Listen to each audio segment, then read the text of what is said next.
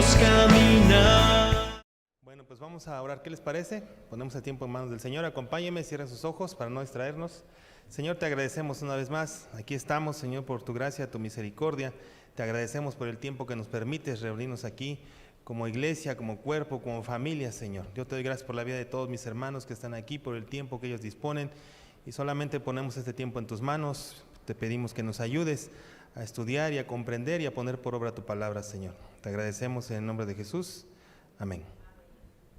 Muy bien, pues bueno, vamos a continuar, como yo les decía, con nuestro estudio del libro de Hechos. Muy bien, vamos a hacer como la escuela, ¿no?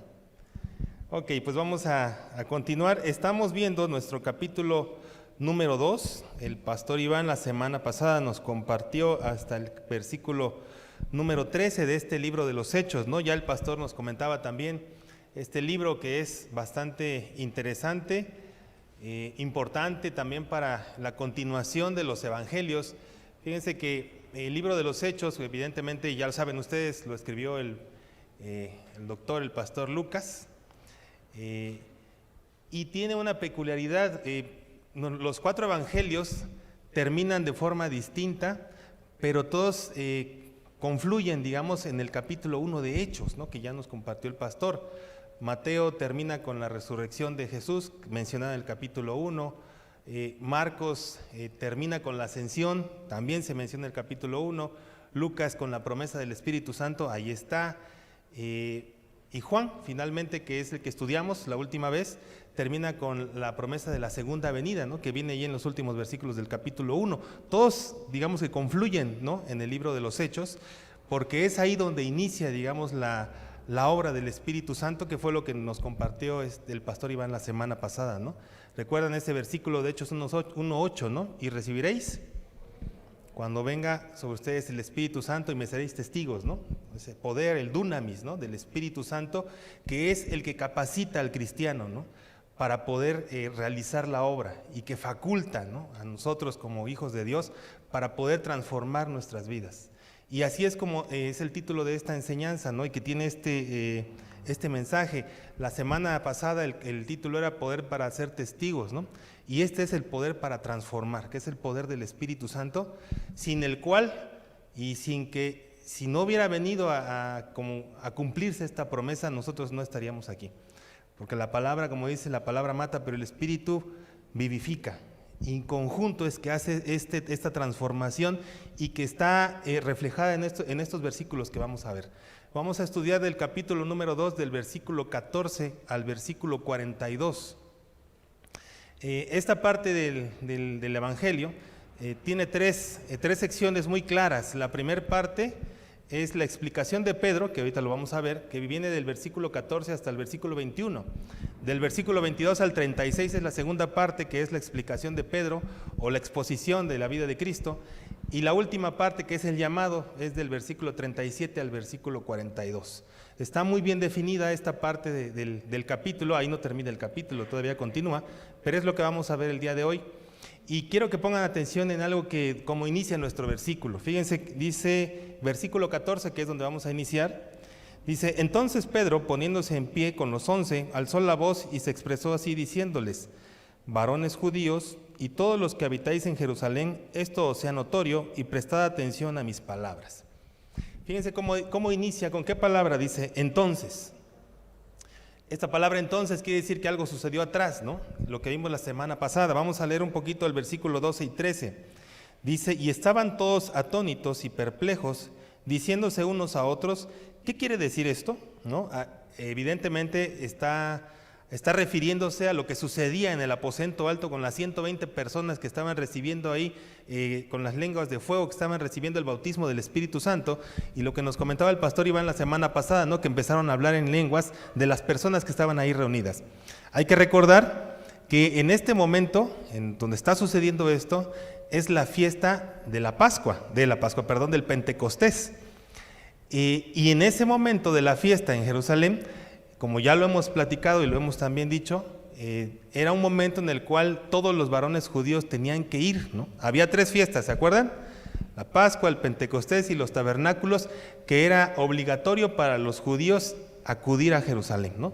desde donde estuvieran, ¿no? Venían de todos lados. Incluso aquí en el capítulo 2 habla y dice de las personas que escuchaban, ¿no?, la lengua de donde venían, ¿no? Dice ahí en el versículo 9, partos, medos, elamitas, ¿no?, de Capadocia, el Ponto, Asia, o sea, venían desde Egipto, África, de todos lados, porque venían a Jerusalén a la fiesta del Pentecostés.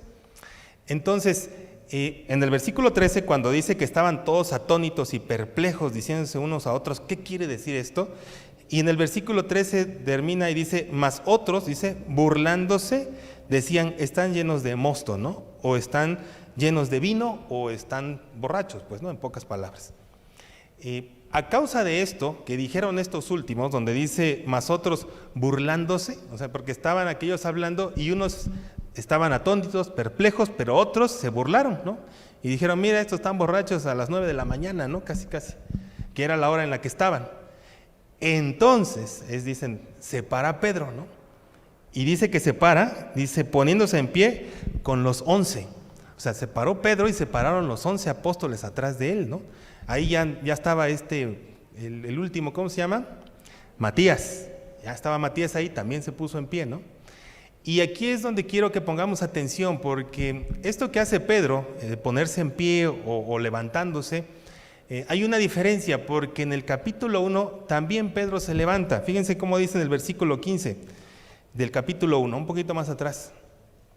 En aquellos días, dice, se levantó Pedro en medio de sus hermanos. Ok, y aquí en este versículo 14 dice que también se levantó Pedro. ¿Cuál es la diferencia entre el levantar del Pedro del capítulo 1 y el levantar del Pedro del capítulo 2? La diferencia es el poder del Espíritu Santo. En el capítulo 1, Pedro, cuando se levanta y alza la voz, está en el aposento alto. Hay que recordar que estaba con los hermanos, venían, ¿no?, de ver a Jesús que se había ido al cielo, y el Señor les dijo, espérense, quédense ahí porque viene el Espíritu Santo. Ellos obedecen, se juntan, y dice el versículo 16 que eran como 120, ¿no ven? Estaban ahí reunidos y estaban en oración. Y ahí es donde se levanta Pedro, y es cuando escogen a Matías sobre José Justo, ¿no? La diferencia de ese levantar de Pedro a este segundo levantar es que ya tenemos el versículo 1 al 13, donde nos narra la venida del Espíritu Santo. La manera y la forma en la que Pedro se levanta, transformado ahora ya con el poder del Espíritu Santo, como dice ahí, para ser testigos, para poder hablar y decir la palabra del Señor. La manera en la que estaban ellos sentados, estaban hablando en lenguas. ¿Qué era lo que estaban diciendo en las lenguas de las personas que venían? Las maravillas de Dios. Y los otros se burlaron de lo que estaban diciendo. Entonces Pedro aprovecha y dice, aquí es cuando. Y se levanta, y se levantan los 11, y alza la voz Pedro, y es que empieza a decir esto. Lo primero que les dice es la explicación de lo que está pasando. Es lo que vamos a ver del versículo 14 al 21. Les explica por qué es que está sucediendo esta situación. Como les digo, hay que recordar que los que estaban ahí eran puros judíos. Todos esos conocían el Antiguo Testamento, el Pentateuco. Todos estos conocían, o sea, los que estaban ahí alrededor de los que estaban recibiendo el Espíritu Santo, conocían las promesas, conocían los profetas, conocían la historia de Moisés. Entonces Pedro se levanta y dice, alzó la voz y se expresó así diciéndoles, empezó a hablar en su idioma, en el arameo, ellos. Dice, varones judíos, todos los que habitáis en Jerusalén, esto sea notorio y prestad atención a mis palabras. Fíjense ya la manera en la que Pedro se expresa. Pedro era una persona del vulgo, dice el Evangelio, ¿no? Era un pescador. En este momento en el cual Pedro se levanta y hace este saludo con mucho respeto, así se saludaban ellos cuando dice varones judíos, ¿no? O sea, no se levanta como dice, a ver ustedes, ¿no? No. Fíjense cómo adelantito lo vuelve a hacer en el versículo 22, dice varones israelitas. En el 29 dice varones hermanos, ¿no? Normalmente ese era el saludo de respeto entre ellos, ¿no? Y no es que estuvieran excluyendo a las mujeres, sino para ellos era el saludo tradicional. Y dice, varones judíos, dice, a los que habitáis en Jerusalén, esto os es notorio y prestad atención a mis palabras. Versículo 15, porque estos, dice, no están ebrios como vosotros suponéis, puesto que es la hora tercera del día, o sea, las 9 de la mañana, pues, ¿no? Primero les dice, a ver, no están borrachos, ustedes. Dice versículo 16, sino que esto es lo dicho por medio del profeta Joel. Aquí empieza Pedro en su discurso y en la manera de dirigirse a ellos y les habla de lo que conocen, ¿no? Dice, por medio del profeta Joel. O sea, todos los que estaban ahí entendían y escuchaban lo que Pedro les iba a decir. Dice, y sucederá en los últimos días, dice Dios, que derramaré de mi espíritu sobre toda carne, y vuestros hijos y vuestras hijas profetizarán, y vuestros jóvenes verán visiones, y vuestros ancianos soñarán sueños, y hasta sobre mis siervos y sobre mis siervas en aquellos días derramaré de mi espíritu y profetizarán, y daré prodigios arriba en el cielo y señales abajo de la tierra, sangre y fuego y vapor de humo, el sol se convertirá en tinieblas y la luna en sangre, antes que venga el día del Señor grande y manifiesto, y sucederá que todo aquel que invoque el nombre del Señor será salvo, ¿no? Ahí termina. Esta cita es la cita de Joel, que está en el capítulo 2, versículo 28 al 32. Quiero que lo busquen, por favor, rápido. Vamos a notar algún detalle nada más ahí, en el versículo 28, Joel 2, 28. Aquí está en la pantalla si lo quieren leer, por si no lo encuentran, porque ya ven que está en medio de todos los profetitas. Dice, el versículo 28 dice, y después de esto derramaré mi espíritu sobre toda carne, y profetizarán vuestros hijos y vuestras hijas, y vuestros ancianos soñarán sueños, y vuestros jóvenes verán visiones. Ok, fíjense cómo dice el inicio del versículo 28 de Joel 2, y después de esto, ok, vámonos otra vez a nuestro versículo 17. Pedro le cambia la primer palabra de Joel. Joel dice, y después de esto, y Pedro dice, los postreros días. ¿Ya se dieron cuenta? Otras Biblias dice, en los últimos días. Resulta que Joel, cuando profetiza eso, no había venido el Señor Jesús esta primera vez, y evidentemente pues no ha venido la segunda, ¿no? Entonces, lo que Pedro hace es que ubica la profecía en la segunda venida de Cristo. Por eso es que dice en los postreros días, dado que el Señor Jesús ya había venido y ya se había ido por primera ocasión. Joel no sabía en qué momento o no había venido. Pedro lo ubica en la segunda venida de Cristo, esta profecía, y les dice a los judíos, en este momento en el que estamos son los postreros días, ¿no? Que es en el que estamos nosotros también, no estamos en los últimos días. La iglesia de ahorita está en los postreros días. Y es que les explica y les dice, esto que ven aquí no es que estén borrachos, ya lo profetizó Joel. Y es que dice que derramaré de mi espíritu sobre toda carne, ¿no? Sobre todos. Y dice, hijos, hijas, jóvenes, ancianos, siervos, siervas, sobre todos ellos, ¿no? Derramaré mi espíritu, verán visiones, etcétera. Y es lo que les está comentando, les está explicando, ¿no? ¿Qué es lo que ellos están viendo para empezar? Uno, para que no se burlen, y dos, ubicándolos en el tiempo para que entiendan a lo que está sucediendo históricamente hablando, ¿no? En los postreros días. Y esto es muy importante y muy interesante porque esta segunda parte de Joel es lo que le está diciendo, y esto es lo que viene. Esto ya se cumplió, pero esto es lo que se va a cumplir apenas, ¿no? Que es prodigios arriba en el cielo, señales abajo de la tierra, sangre y fuego, vapor de humo, etcétera, ¿no? Y dice, y sucederá que todo aquel que invoque el nombre del Señor será salvo. A partir de aquí es donde empieza el discurso o el primer sermón de la iglesia antigua a través de Pedro. Digamos que es la primera reunión evangelizadora, por así decirlo, ¿no? En esta primera reunión se convirtieron 3,000 personas por el discurso que va a dar Pedro en este momento, ¿no? Empezamos, dice el versículo 22, una vez más los vuelve a saludar y les dice, varones israelitas, oíd estas palabras, 2 puntos. Jesús Nazareno, varón acreditado por Dios entre vosotros, con milagros y prodigios y señales, que Dios hizo entre vosotros por medio de él, como vosotros mismos sabéis. Versículo 23. A este, entregado por el determinado designio y previo conocimiento de Dios, lo prendisteis y matasteis por manos de inicuos y crucificándoles. Ok, vamos a brincar al versículo 36. Denle la vuelta a su hoja o si lo tiene más abajo. ¿Listo? Dice, sepa pues con plena seguridad toda la casa de Israel, que a este Jesús, a quien vosotros crucificasteis, Dios le ha hecho Señor y Cristo. Fíjense cómo Pedro se dirige a ellos, les explica qué sucede, y hay que notar algo interesante aquí, que es donde está la enseñanza. Pedro se acerca y les dice, a ver, varones hermanos, este Jesús Nazareno, empieza a decirles, a ver, les voy a hablar de Jesús, el Nazareno, porque así lo conocían a él, como el Nazareno. El que vino, al que hizo prodigios, señales, etcétera, ¿no? Recuerden que todos estos que estaban allí alrededor escuchando, estaban en la fiesta y muy probablemente o seguramente habían estado en la fiesta anterior, que había sido ¿cuál? La Pascua, y que en esa fiesta habían crucificado al Señor Jesucristo, ¿no? La Pascua va 50 días después, después de 50 días de la Pascua es el Pentecostés. Dice la palabra que el Señor Jesús murió, ¿no? Y estuvo 3 días, después de 3 días resucitó y se les apareció a los apóstoles, ¿por cuántos días? 40, van 43, ¿no? Entonces, 7 días anduvieron los apóstoles más o menos haciendo cuentas alegres ahí en el aposento alto, ¿no? Cuando inicia el Pentecostés, por eso así inicia el versículo 1, cuando llegó el día del Pentecostés del capítulo 2, es que llega el Espíritu Santo. Y esos mismos son los que estaban ahí.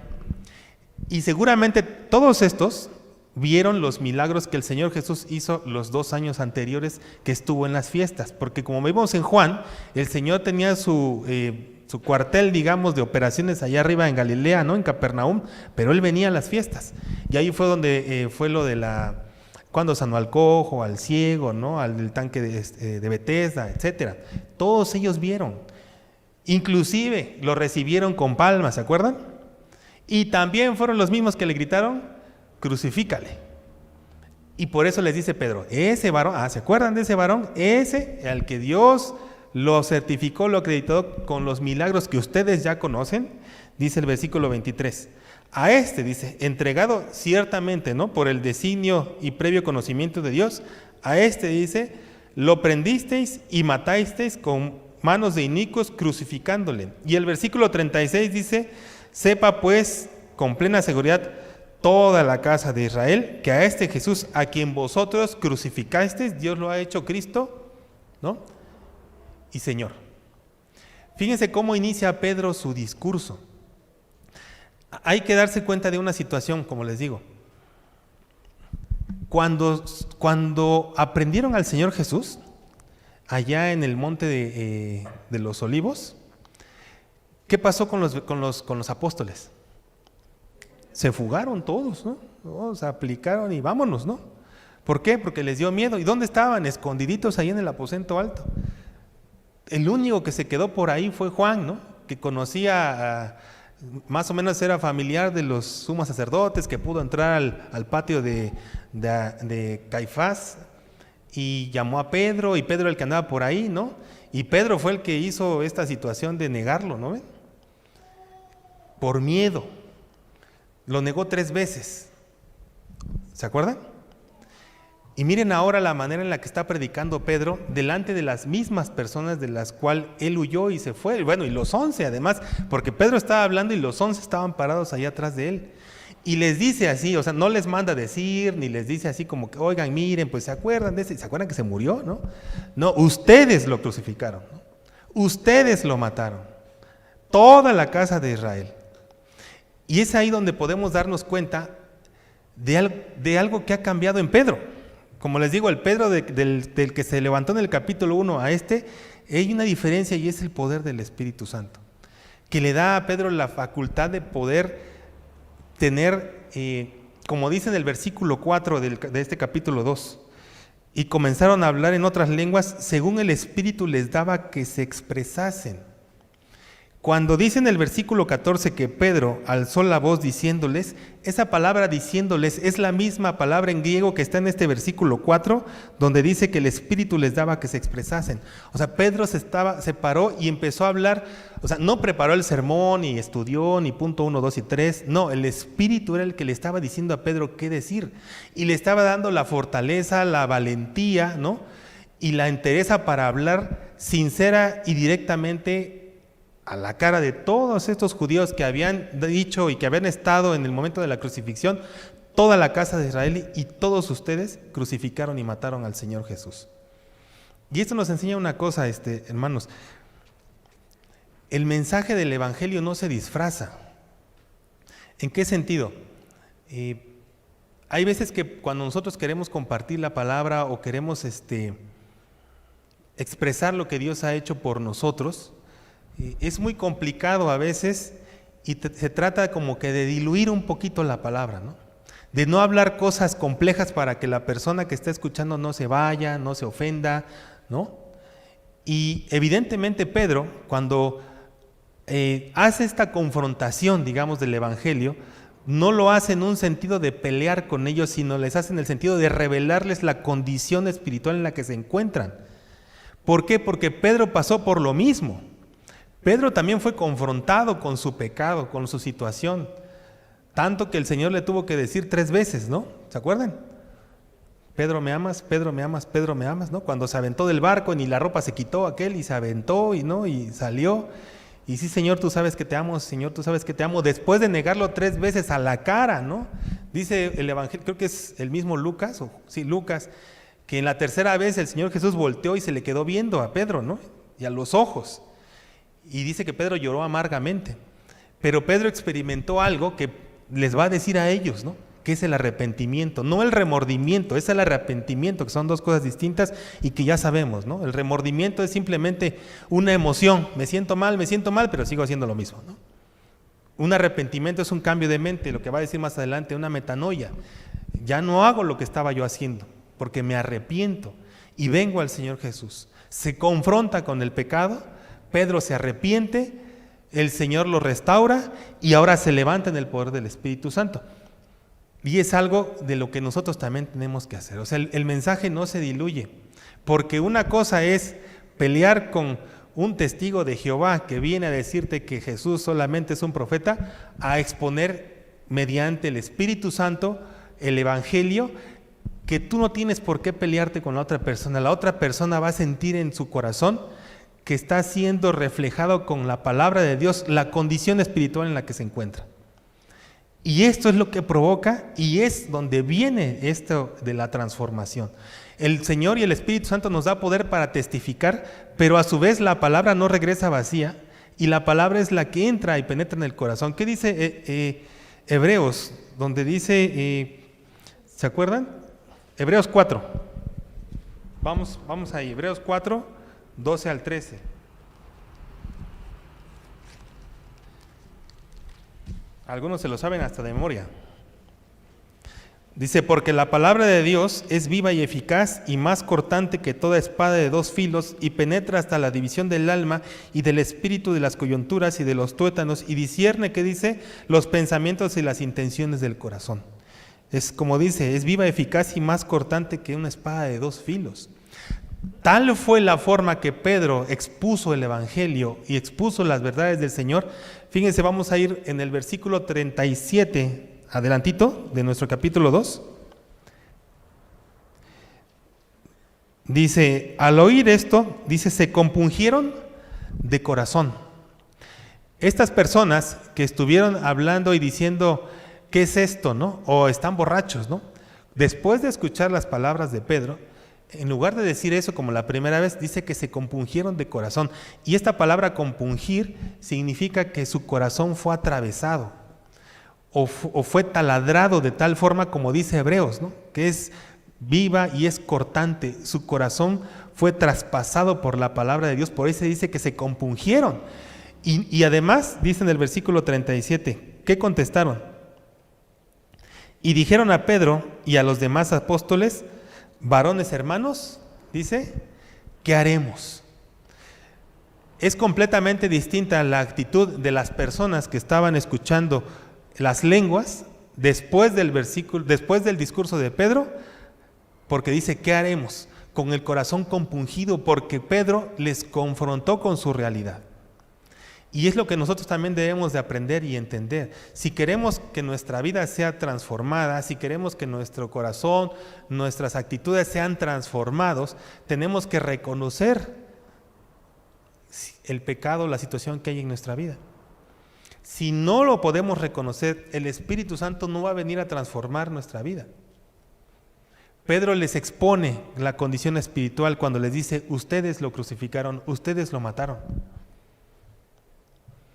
y les explica y les dice más adelante cuando les dice, cuando David dice en el Salmo, versículo 25, dice, porque David le dice, veía siempre al Señor delante de mí, porque está a mi diestra para que yo no sea conmovido, por lo cual mi corazón se alegró y saltó de gozo mi lengua, y aún mi carne descansará en esperanza. Dice, porque no dejarás mi alma en el Hades, ni permitirás que tu santo vea corrupción.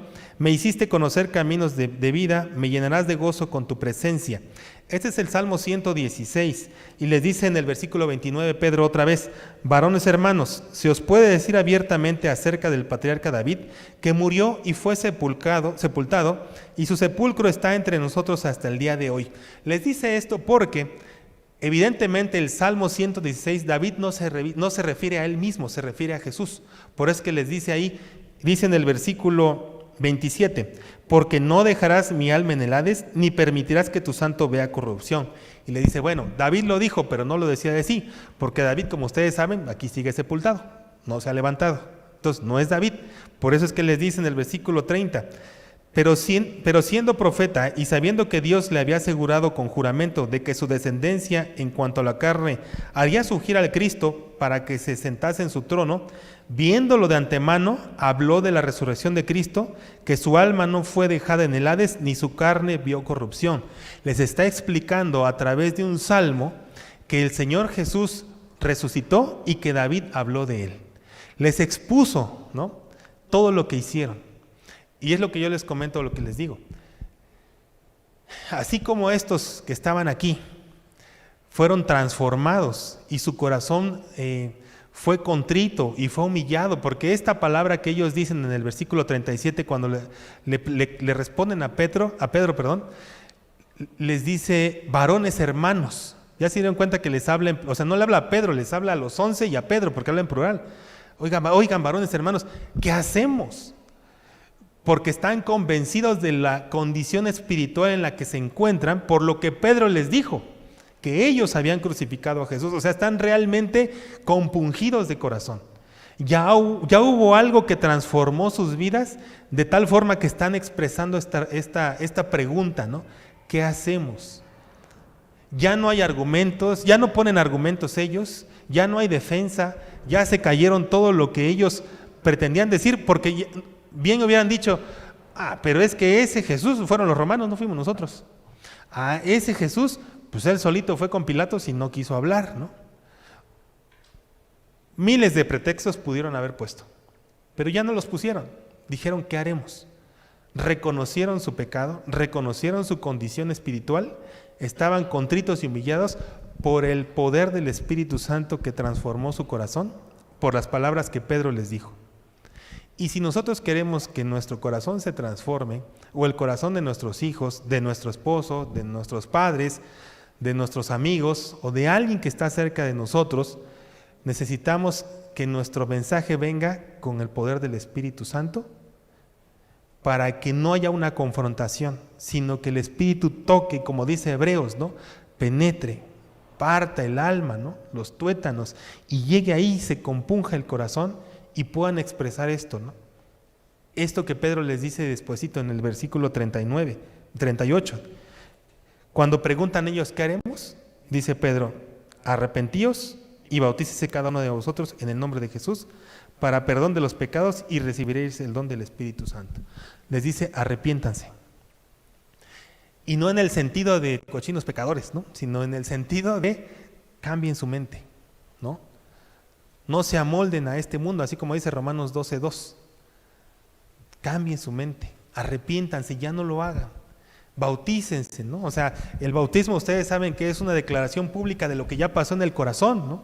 De que hemos dejado al viejo hombre, que hemos sido nacidos de nuevo, que las cosas viejas pasaron, que son hechas nuevas, etcétera, ¿no? Arrepiéntanse, bautícense y tendrán el don del Espíritu Santo en su vida. Y harán la vuelta completa para hacer estas nuevas criaturas y servirle al Señor. Pero ¿cómo podemos hacer este poder que transforma nuestras vidas? Tenemos que reconocer en nuestra vida nuestra condición. Y como les he comentado algunas otras veces, no recuerdo si aquí, pero no tenemos que poner más excusas, no tenemos que poner más argumentos de situaciones que pasan en nuestra vida. Hace poco mi esposa me enseñaba una entrevista de una persona que decía que había asistido a una iglesia cristiana por creo que 4 años, ¿no? Y que estuvo intentando cambiar, tenía una condición, tenía una situación en su vida, y dice que leyó la Biblia 4 veces y se dio cuenta de que la forma en la que ella estaba viviendo, esta persona que era una mujer, no estaba de acuerdo a lo que la Biblia decía. O sea, reconocía que su vida no estaba de acuerdo a como Dios pedía que se viviera, ¿no? Y que lo intentó, pero que no lo logró. Dice, porque no se puede, no se puede. Y mejor me fui para no ser hipócrita, decían, porque no se puede. Y se fue. Y conociendo de la palabra de Dios, ¿qué le faltó o qué pasó con esta persona? Ciertamente parecía muy sincera al decir que reconocía su falta o su pecado, pero el punto es que no se arrepintió, tenía un remordimiento, ¿no? Dice la Biblia, o la traducción griega es metamelomai, es remordimiento, y no tuvo una metanoia, un cambio de mente. Y mucho cuidado, porque eso nos puede pasar a nosotros. Decía esta persona, yo estuve 4 años y decían, ay, la hermanita es muy buena porque apoyaba económicamente, ayudaba aquí y allá, estaba en todos lados, era muy solícita, pero en realidad no estaba pasando nada. Estaba haciendo una religión. Era una costumbre, era una tradición, era seguir los puntitos, ¿no? Y cumplir, estar y ya. Y no estaba sucediendo esta transformación del Espíritu Santo en su corazón. Y es algo que debemos tener mucho cuidado. Cuando Pedro les dijo, ustedes fueron, ustedes lo crucificaron, ustedes lo mataron, el Espíritu Santo estaba haciendo un trabajo y ellos hicieron en su mente y en su corazón, los que estaban escuchando, los varones judíos y que vivían en Jerusalén, de tal forma, 3,000 personas, 3,000 dice al final en el versículo 40, 3,000 se compungieron de corazón por el mensaje de Pedro y porque el Espíritu Santo estaba haciendo este trabajo en su corazón y se arrepintieron. Y los 3,000 se bautizaron. Los 3,000, en todos los estanques que había en Jerusalén, ahí fueron a bautizarse. Y dice todavía que al final, en el versículo 41, fíjense cómo dice, así que los que acogieron bien su palabra fueron bautizados y se añadieron aquel día como 3,000 personas, se añadieron. Y dice el 42, y se ocupaban asiduamente en la enseñanza de los apóstoles, en la comunión unos con otros, en el partimiento del pan y en las oraciones. En la comunión, en el partimiento y en las oraciones. La conversión que hubo en estas personas fue genuina, porque hubo un arrepentimiento. Y se añadieron 3,000, ¿no? Cuando Pedro vuelve a predicar, lo vamos a ver en los capítulos siguientes, se añaden 5,000. Y varones nada más. Imagínense las mujeres y los niños que venían con las familias, ¿no? Pero ¿cuál es el asunto? ¿Cuál es el mensaje? ¿Cuál es el punto que hay aquí? Del poder transformador del Espíritu Santo. Para que esto sea una realidad en nuestras vidas, tenemos que reconocer. Y no solamente que reconocer, tenemos que arrepentirnos. Como les digo, puede haber personas aquí que estén batallando todavía con alguna situación y que estén diciendo, no, pues es que no funciona. No, o sea, sí funciona, Dios existe. O sea, no porque nosotros digamos que Dios no existe, se va a derrumbar ahí arriba. No, Dios existe, Dios es real, Dios está aquí entre nosotros.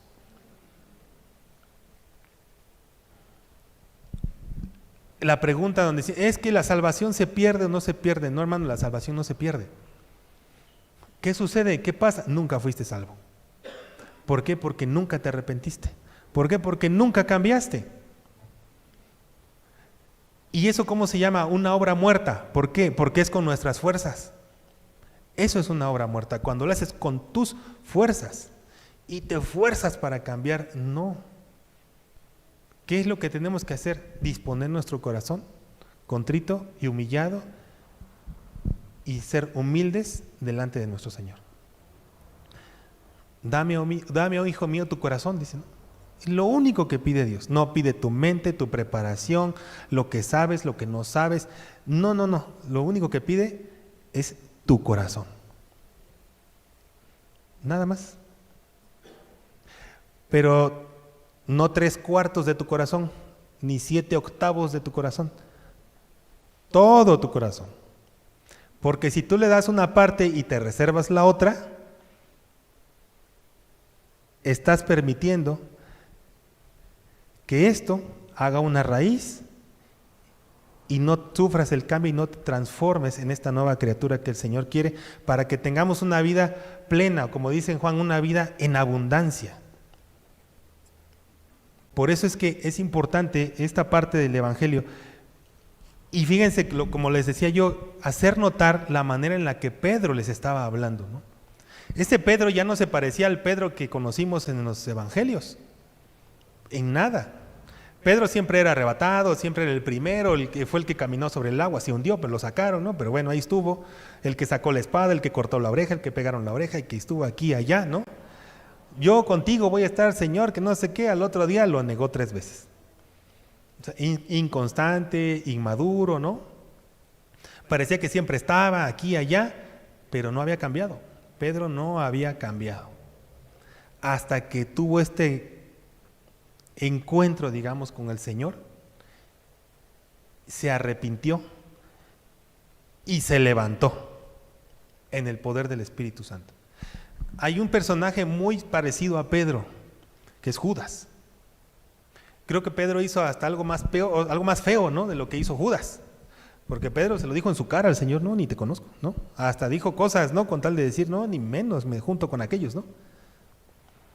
En la cara de Dios. Bueno, Judas también le dio un beso, ¿no? Pero ¿cuál fue la diferencia entre uno y otro?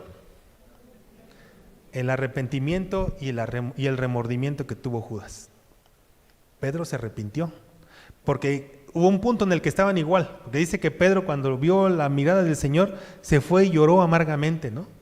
Y Judas también, pero Judas fue y compró un terreno, fue y se ahorcó, ¿no? Y Pedro no, Pedro se arrepintió y llegó con el Señor. Y entonces ya no tenía nada que ver este Pedro del versículo 14 cuando dice que se alzó en pie, se puso en pie y alzó su voz, ¿no? Y fíjense cómo dice el versículo 40. Dice, y con otras muchas palabras testificaba, dice la Biblia, testificaba y exhortaba, ¿no? Pero mi versión dice testificaba solemnemente. O sea que Pedro no se levantó a hablar por hablar. Como les decía, el Espíritu Santo le dijo qué decir y Pedro daba argumentos. Esta palabra solemnemente también tiene una connotación jurídica, que es cuando alguien presenta argumentos válidos para lo que está presentando. O sea, no hablaba por hablar.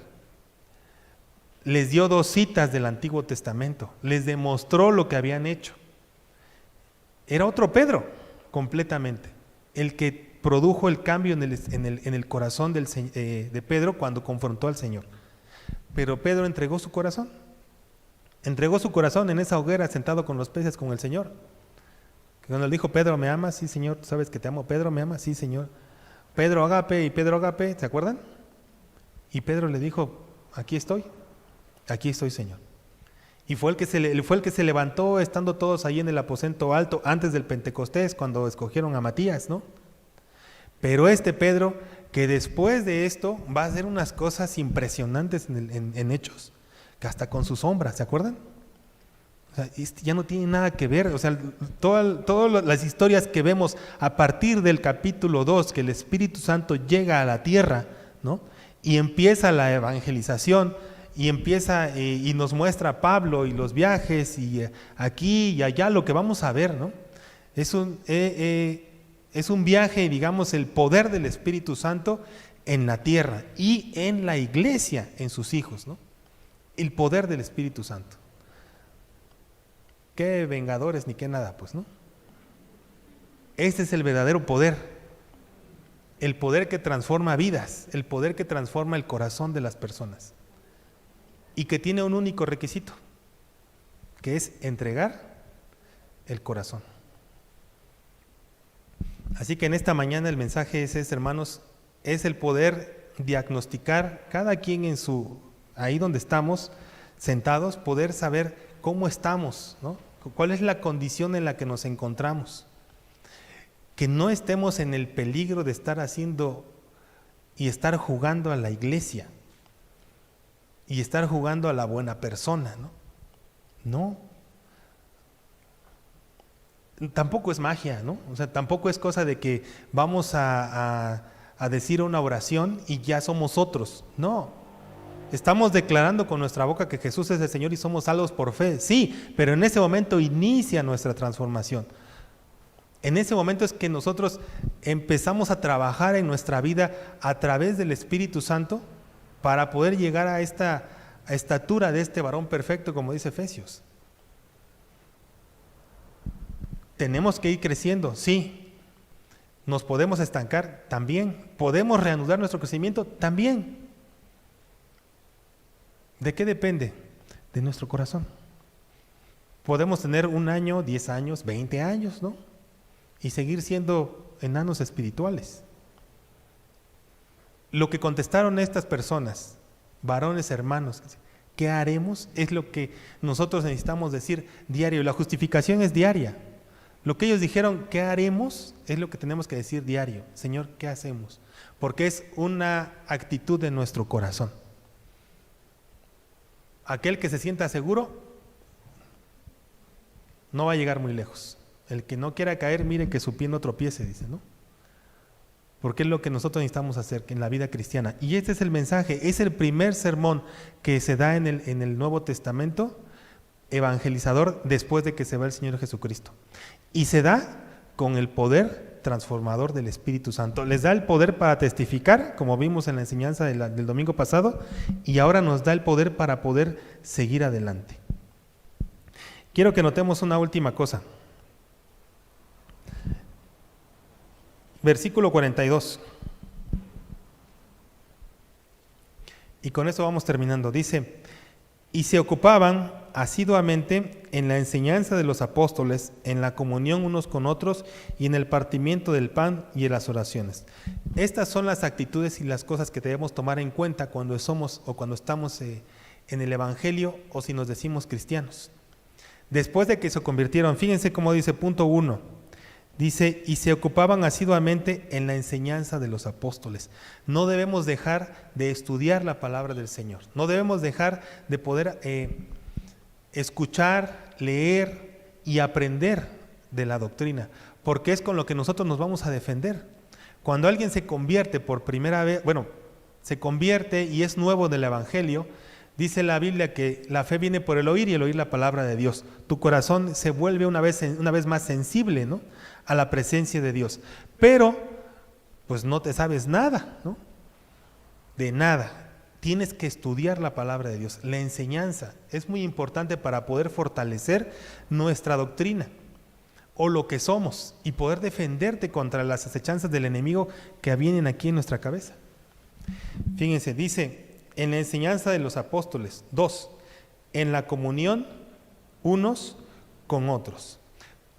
La comunión es koinonía, que es, esta koinonía significa es cuando coincidimos en un argumento o en un pensamiento.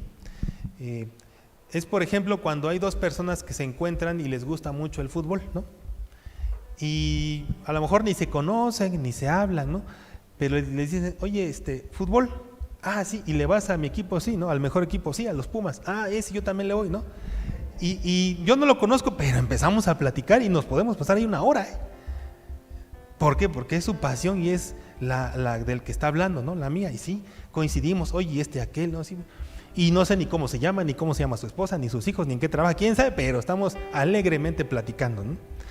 Eso es una koinonía. Así es como debemos coincidir nosotros, pero en el Señor, en el gozo de Dios, en nuestra pasión que es Cristo. Por eso es que dice aquí en la comunión unos con otros, que de continuo esté la palabra de Dios en nuestra boca. Eso es lo que tenemos que hablar. Ciertamente cuando dice la palabra que hablemos con cantos y salmos espirituales, no es que nos vamos a estar hablando así como David, ¿no?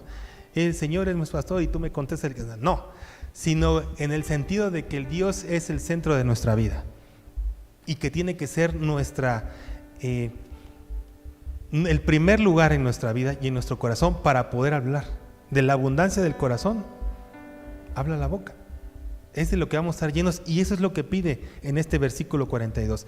Si recibimos la enseñanza, es lo que nosotros vamos a hablar, la comunión unos con otros. 3, dice en el partimiento del pan. ¿A qué se refiere en esto, que en la partición del pan? En el versículo anterior, cuando dice que estaban reunidos, que estaban en el aposento alto, dice también que se reunían y estaban así, estaban en la oración y perseveraban, y dice que perseveraban unos unánimes en la oración, y también coincidían con todo, como aquí en el partimiento del pan, que podamos ser conscientes de las necesidades que tenemos. Ciertamente, como dice más adelante Pablo, ¿no? ¿De qué sirve que le expongas el evangelio si ves que tiene hambre y no le das, ¿no? O si tiene frío y no lo ayudas, ¿no? De nada va a servir. Y ellos estaban así. Y esto no habla otra cosa más que de una comunión todavía mayor. Y finalmente dice, y en las oraciones, que no es otra cosa más que la vida espiritual de nosotros. Debemos de coincidir en las oraciones o en nuestra vida espiritual, en estudiar, en tener comunión, en reconocer las necesidades y en orar, en tener una vida espiritual viva, activa, que el altar de Dios en nuestro corazón, en nuestra casa, aquí, siempre esté presente y esté limpio. Esas son las recomendaciones, o eso era lo que describía Lucas, que pasaba con estos primeros que se convirtieron al Señor. Y es lo que nosotros tenemos que cuidar. No puede haber entre nosotros personas que estemos aquí y que estemos enojadas, que no se lleven, que no se hablen, ¿no? No coincide esto con una descripción de un cristiano o de un hijo de Dios. No coincide. No coincide con un corazón que ha sido transformado y que ha sido tocado por la palabra y por el Espíritu Santo. Y no coincide con un corazón que ha tenido un encuentro personal con el Señor Jesús. Eso es lo que tenemos que tomar en cuenta en esta mañana, hermanos. Y esta es la enseñanza. Debemos entregar nuestro corazón a Dios por completo. Y cuidarnos muchísimo, mucho cuidarnos de no estar viviendo una religión. La podemos tener ahí años y no cambiar. Simplemente poner una fachada, ¿no? Candil de la calle, oscuridad de la casa. Tenemos que ser los mismos aquí, en nuestra casa, en la escuela, en el trabajo, en la calle. La cara que nos vemos aquí todos, pues sí, casi flotamos, pues no hay problema aquí. Pues allá afuera tampoco. Tenemos que ser los mismos. No tener un doble ánimo. ¿Y esto cómo se logra? Con el poder de la palabra a través del Espíritu Santo, ¿no? Se dice muy fácil, ¿verdad? Pero es un proceso. Pero estamos dispuestos a pasarlo y pagarlo y caminar con el Señor. Que nuestra llegada es segura, Dios lo prometió. Allí está nuestra morada. Nunca nos dijo que de aquí para allá iba a estar fácil, pero allá es segura nuestra morada, nuestro destino.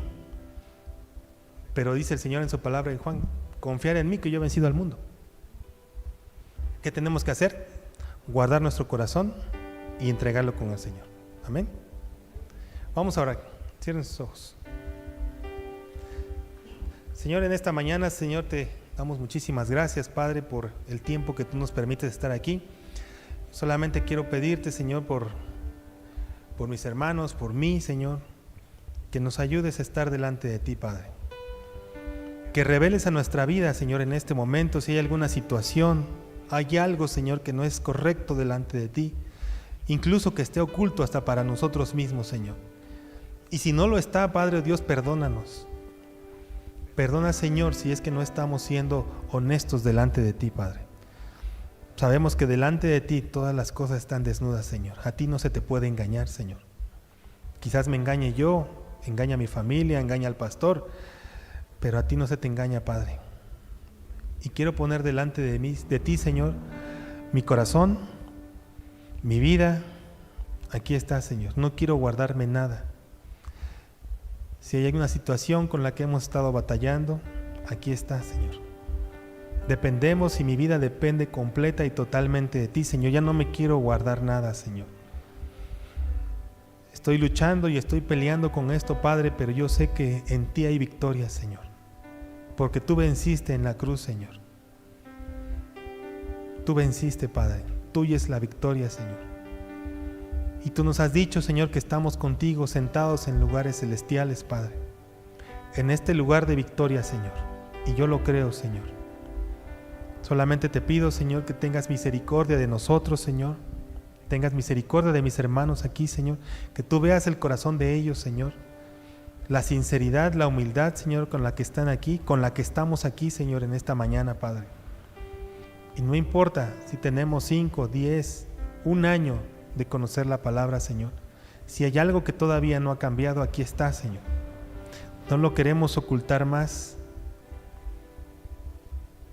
No queremos, Señor. Queremos que seas el Señor de nuestra vida por completo, Padre. Porque si hasta aquí hemos llegado, Señor, es por ti. De ti depende nuestra vida, Padre. Yo te pido, Señor, que tú escuches la oración de mis hermanos, que tú observes sus corazones, Señor, y hagas este cambio, Señor. Que tu Espíritu Santo, Señor,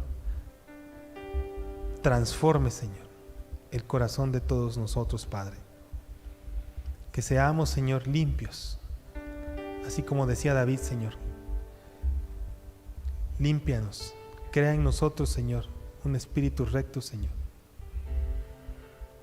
Crea en nosotros un corazón limpio y un espíritu recto delante de ti, Señor. Ayúdanos, Padre. Nosotros solos no podemos.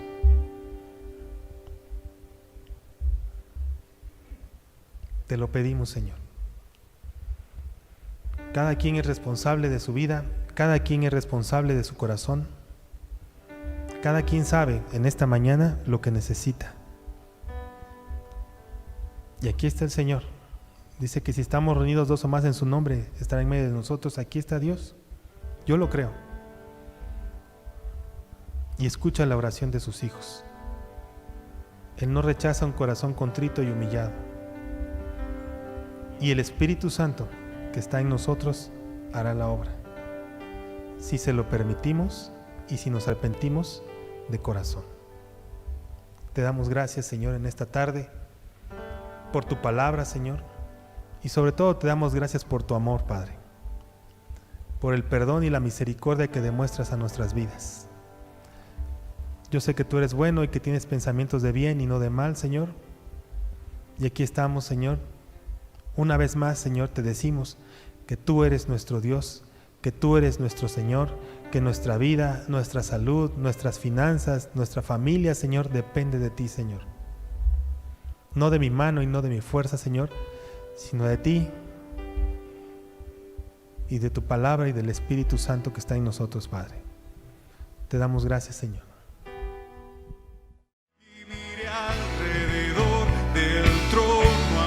Hoy escuchaste un mensaje de amor. Deseamos ser de bendición a tu vida. Si deseas más información o asistir a nuestras reuniones de manera presencial, contáctanos en www.casadoracionoaxaca.com, en YouTube, Facebook o Instagram, @Casa de Oración Oaxaca, o envía un mensaje de WhatsApp al 951-651-7762. Recuerda, Dios tiene el control de todo. Cree y pon tu confianza en Él. Gracias por tu atención. Que Dios te bendiga.